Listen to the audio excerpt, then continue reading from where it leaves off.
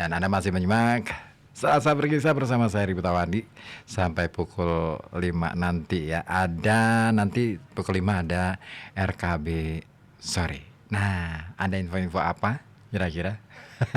Nah, Anda yang punya informasi jika ikutan gabung dong boleh baik melalui saluran telepon 0285424474 ataupun melalui WhatsApp di 0855422912. Nah, masih ngomongin soal Marshall Green nih. Keren ya tadi cara yang dilakukan oleh Soekarno, presiden kita, presiden pertama Republik Indonesia, hanya karena nggak suka aja. Dan pokoknya banyak cara. Tapi memang ya, kalau ada orang Amerika yang paling disenangi Presiden Soekarno, ya, orang itu tentu bernama Howard Palveri Jones. Nah, ini berbeda dengan Marshall Green nih. Selama 8 tahun, Jones ini menjembatani hubungan Jakarta dan Washington sebagai seorang duta besar. Nah, Soekarno dalam autobiografinya menyanjung Jones.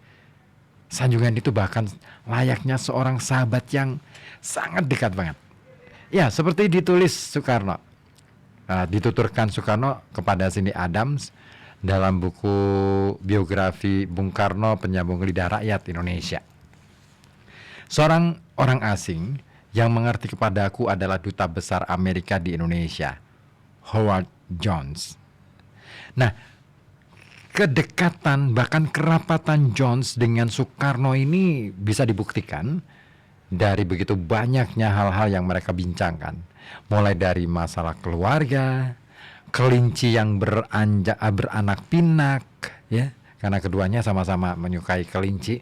Kemudian nasi goreng itu bisa dibincangkan oleh kedua orang penting ini, sampai aktor Hollywood yang waktu itu tenar di masa-masa itu, mungkin Marilyn Monroe kali ya. Nah, sampai persoalan serius mengenai hubungan politik antara Indonesia dan Amerika Serikat kala itu. Nah, ketika Irian Barat dimenangkan Indonesia melalui perjanjian New York, Jones adalah orang pertama Amerika yang bahkan justru orang yang pertama memberitahu Soekarno tentang peristiwa itu, kabar itu. Jones bahkan berperan yang mendorong Soekarno untuk menuliskan autobiografinya. Nah, kendati hubungan diplomatik Indonesia-Amerika sempat memburuk karena konflik pembentukan Federasi Malaysia, secara pribadi Jones dan Soekarno rupanya tetap saling menghormati satu sama lain. Nah, kesan itu bisa ditangkap dari kenangan Jones terhadap Soekarno dalam memoarnya Indonesia The Possible Dream yang terbit pada tahun 1973. Akan tetapi, nah ini dia, pada pertengahan tahun 1965, rupa-rupanya pemerintah Amerika Serikat mengganti Jones dengan diplomat baru dikirim ke Indonesia. Namanya adalah Marshall Green. Ya, sebelumnya Green bertugas sebagai kuasa usaha di Amerika Serikat ya, atau semacam apa ya, berarti kalau sekarang itu istilahnya saya lupa, di Korea konsulat atau apa ya istilahnya ya, di Korea Selatan. Nah, rumor tidak sedap melekat pada diri Green menjelang penugasannya ke Indonesia. Nah, ketika Presiden Korea Selatan Syngman Rhee dikudeta waktu itu oleh Jenderal Park Chung-hee pada tahun 1960, Green inilah yang diisukan terlibat di dalamnya. Nah, penggantian Duta Besar Amerika Serikat dari Jones kepada Green, ya pindah tangan nih kepada Green, ini juga menimbulkan sakwasangka, ada kecurigaan, ada dugaan-dugaan yang mimir mengenai beliau, mengenai Green ini di kalangan Indonesia terutama, tidak terkecuali pada khususnya Presiden Soekarno. Nah, hal ini diungkapkan Manai Sopyan, ya politisi PNI waktu itu ya, Partai Nasional Indonesia, yang saat itu menjabat Duta Besar Republik Indonesia untuk Soviet.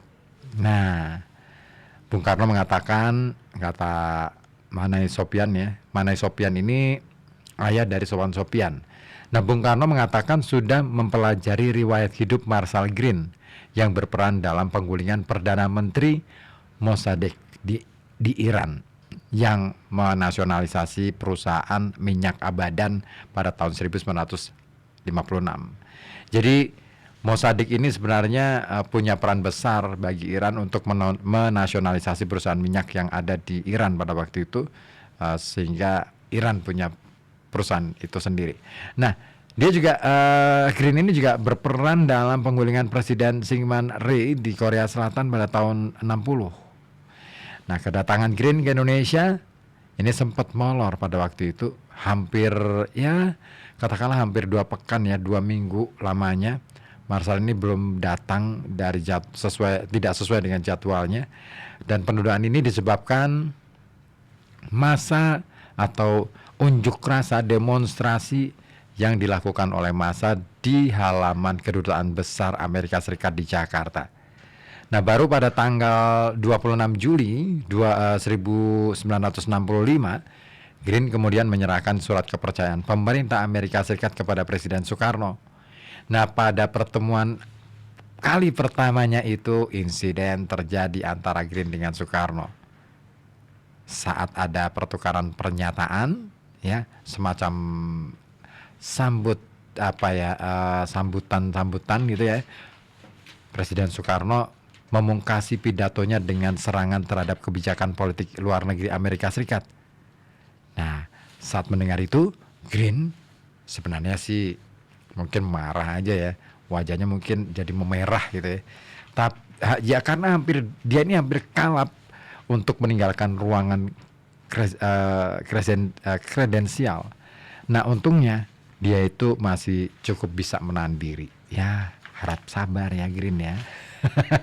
Nah, di akhir sesi, Soekarno memperkenalkan Green kepada beberapa pejabat penting Indonesia. Sampai tiba saat itu pada Nyonya Supeni, Duta Besar Keliling Republik Indonesia, pejabat nomor 3 Departemen Luar Negeri, dan Green melancarkan triknya. Nah, apa yang dilakukan oleh Green? Ya, karena Supeni itu cantik ya, terlihat cantik dalam balutan kebaya hijau, dia Green ini memuji-mujinya. Nah, apalagi namanya Green, cocok kan? Kan hijau, sama-sama hijau. Nah, sejurus kemudian Green melontarkan komentarnya. Nyonya Supeni senang sekali bertemu dengan Anda. Tahukah Anda, dengan kebaya hijau dan selendang keemasan, saya menjadi bengong ketika Presiden berpidato tadi, sehingga saya tidak dapat menangkap semua kata-kata yang diucapkannya. Balas dendam nih ceritanya. Nah, dapatkah Anda menceritakan kepada saya apa yang diucapkannya tadi? Wah, balas dendam banget nih. Nah, ucapan Green cukup keras terdengar melalui mikrofon oleh seisi hadirin dalam ruangan itu. Nah, saat itu suasana terasa tegang. Semua hadirin terdiam, hening, sampai Soekarno menepuk paha dan meledak tawanya. Semua hadirin melepaskan desah yang melegakan. Itu yang dikenang Green dalam memoarnya Dari Soekarno ke Soeharto, G30 SPKI dari kacamata seorang duta besar. Nah, meski sadar dirinya kurang begitu disukai, Green ini mengaku amat sangat terpukau ketika mendengar Soekarno berpidato. Ya, kita tahu ya, gaya Soekarno ketika pidato luar biasa. Dia punya cara yang asik banget, dari mulai nada pelan kemudian meninggi, ada aturan, ada tempo, ada dinamik yang dia pintar banget mengaturnya, sampai-sampai kata-kata yang diolah, apapun yang disampaikan itu nancep banget bagi pendengarnya. Saya termasuk orang yang mengagumi pidato-pidato Bung Karno, keren bagi saya. Belum ada nih di Indonesia yang bisa menandingi pidatonya Soekarno. Belum ada. Dia seorang orator handal menurut saya. Ya, nyaris tipis-tipis lah ya, selisih tipis-tipis dengan Bung Tomo. Tapi kalau nuansanya Bung Tomo ini lebih nanjak aja ya. Tapi kalau Soekarno, Presiden Soekarno itu indah banget. Dia meliuk-liuk gitu, terus kemudian dia tahu kapan harus naik, kapan harus keras, kapan harus cepat, kapan harus menghentak, dan kapan harus kembali pelan. Dan kata-katanya itu loh, susunan kalimatnya itu dahsyat.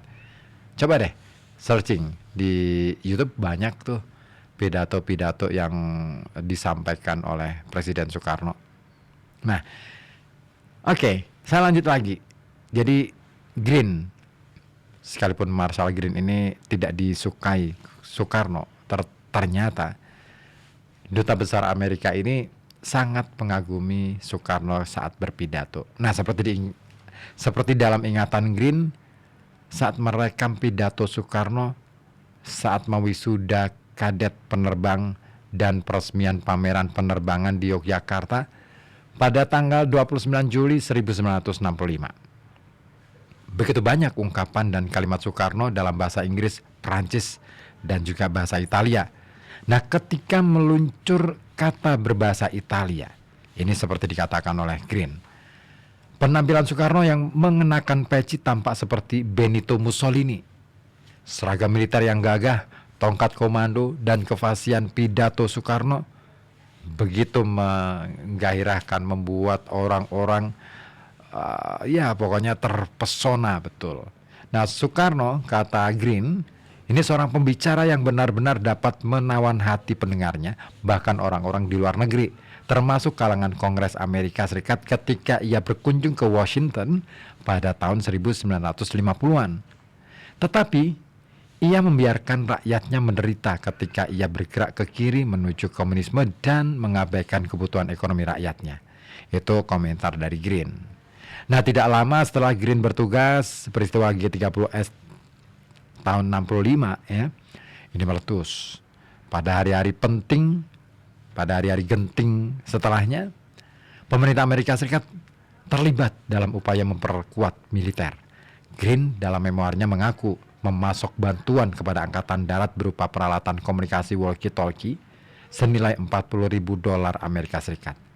Nah, seperti dikatakan oleh Green, saya membuat keputusan untuk memberikan beberapa walkie-talkie kedutaan besar kepada Angkatan Darat begitu kup pecah ketika keselamatan Nasution dan Soeharto terancam. Dan sesungguhnya lah, keselamatan mereka merupakan perlindungan yang terbaik bagi kami. Namun, arsip-arsip luar negeri Amerika Serikat yang telah dideklasifikasi menyimpulkan bahwa bantuan pemerintah Amerika Serikat itu lebih dari itu. Campur tangan Amerika Serikat melalui intelijen CIA termasuk dalam penyediaan dana. Bantuan ini juga dimaksudkan untuk melancarkan operasi penumpasan orang-orang komunis di Indonesia. Dan menyusul terjadinya pembunuhan massal di sejumlah daerah, pengaruh Soekarno kian melemah sampai akhirnya Jenderal Soeharto menggantikannya. Nah, seperti dinyatakan juga dalam buku Indonesia Merdeka Karena Amerika, dalam tanda tanya, politik luar negeri Amerika Serikat dan nasionalisme Indonesia antara tahun 1920 sampai 1949. Francis Kuda dan Tis Brocades Zilberg ini menulis dalam epilog buku itu, Washington melakukannya atau memberikan bantuan itu ya dengan membuat rencana menyalurkan uang 50 juta rupiah atau senilai 1,1 juta dolar Amerika Serikat menurut kurs pada waktu itu. Nah, kepada kekuatan militer dan sipil anti partai kiri ya, dan satuan-satuan tak resmi yang oleh satu artikel dalam International Herald Tribune yang disebut sebagai Army Backed Death Squads atau pasukan maut yang didukung Angkatan Darat. Nah, Green tentu terlibat atas kebijakan itu, atau setidak-tidaknya nih kawan, sebagai pejabat kedutaan tertinggi, tahulah ya apa yang terjadi. Dan Green mengakhiri tugasnya di Indonesia pada tahun 1969 untuk kemudian menjabat asisten Menteri Luar Negeri Amerika Serikat untuk urusan Asia Timur dan Pasifik. Nah, dalam memoarnya, Green membantah partisipasi pemerintah Amerika Serikat dalam operasi penumpasan dan pembunuhan massal kaum komunis di Indonesia. Green juga menyangkal tudingan miring dirinya sebagai kolaborator CIA yang disebutnya sebagai informasi sesat. Namun mantan Menteri Luar Negeri Subandrio dalam kesaksianku tentang G30S terang-terangan menyebut Green adalah salah satu agen CIA yang handal. Lain lagi dengan sejarawan Baskara Tulus Wardaya yang meneliti dokumen dan arsip luar negeri Amerika Serikat justru mensinyalir keterlibatan Amerika Serikat dalam tragedi tersebut, tragedi 1965. Setidaknya Amerika Serikat melalui pejabat kedutaannya mengikuti dari dekat setiap jengkal perkembangan yang ada di Indonesia pada saat-saat kritis itu. Baskara juga meragukan sebagian pengakuan Green dalam memoarnya, khususnya mengenai perannya setelah peristiwa G30S. Nah, oleh karena itu, seperti diungkapkan Baskara dalam buku Bung Karno Menggugat dari Marhain CIA Pembantian Massal 65 hingga G30S. Nah, ditulis oleh Baskara dalam buku itu, oleh karena itu perlulah kiranya dilakukan revisi atas memoir mantan Duta Besar Amerika Serikat Marshall Green. Ngeri juga ya peran Green. Oke, nah kira-kira ada tanggapan apa dari Anda? Boleh disampaikan di sini. Oke, saya mencoba mau cek dulu yang sudah ikutan gabung. Ada siapa nih? Dinayanti di Kertijayan. Ikut gabung ya, nyimak aja katanya. Oke deh, ya nggak apa-apa ya. Oke. Masih ditunggu juga informasi-informasi terbaru dari Anda di sini di FM 91,2 Radio Kota Batik News Interaktif Solutif. Anda bisa menyampaikannya melalui saluran telepon 02854244474 ataupun melalui WhatsApp di 08554200912.